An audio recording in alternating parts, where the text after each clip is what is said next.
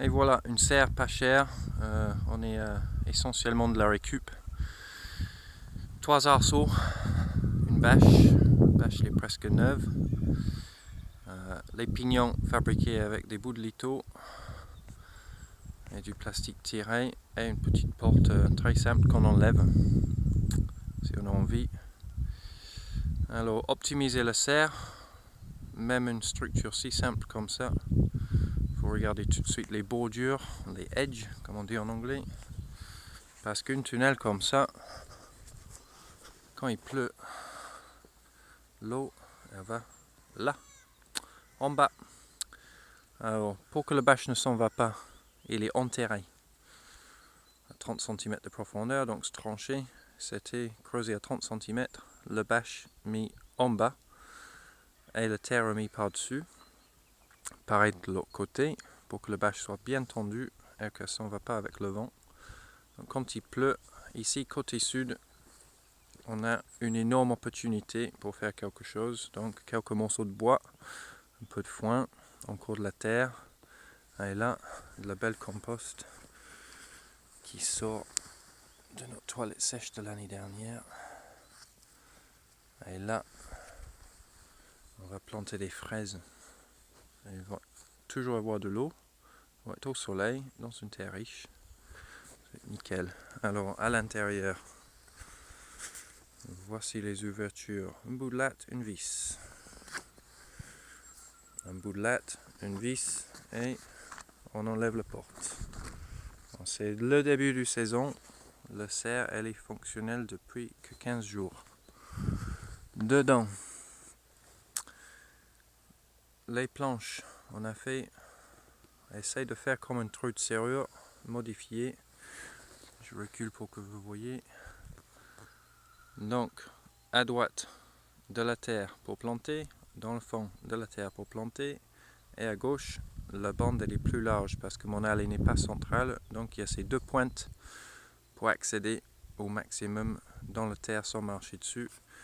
Pareil derrière ces planches, du foin, de la terre, du BRF, du compost, que du bon. Et là, on voit quelques vieilles choux chinois de l'année dernière qui montent en graines. Au cas où les limaces y viennent, les limaces vont attaquer d'abord les choux chinois. Mais jusque là, on n'en a pas eu les limaces. Quelques stolons de fraises. Ici, pieds de consoude qui démarrent déjà.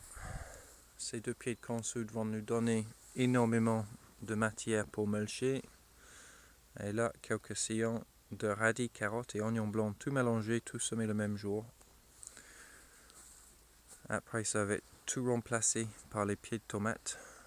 Il y aura une autre film à ce moment-là. Alors, ces deux poubelles noires, ce n'est pas que pour poser des planches, pour poser des barquettes. Ces deux poubelles noires sont pleines d'eau. Donc, en journée, quand il fait chaud, on a de la condensation. On le voit même sur celui-là, en bas. Il y a de la condensation qui se forme. Pourquoi? Parce que l'eau dedans, elle emmagasine la chaleur la journée. Donc ça évite les pics de chaleur.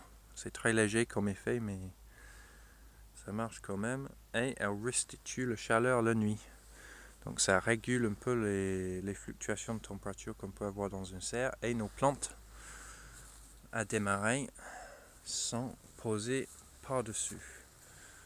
Voilà les poireaux. Et une plaquette de semences avec les petits choux et les pieds de tomates qui vient à peine de sortir. Donc voilà, c'est très autonome en eau. On n'a pas besoin d'arroser tous les jours. Il va avoir besoin de mettre une ventilation dans le pignon du fond quand les vraies chaleurs arrivent. Mais là, on n'est que pas encore le fin mars. Il fait très chaud là-dedans. Les salades qui poussent, on va bientôt manger.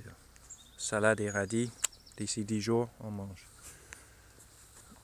Voilà, mulché par terre légèrement. L'arrosoir toujours pleine dans le cerf pour que l'eau elle a la même température que le cerf pour pas avoir de choc thermique.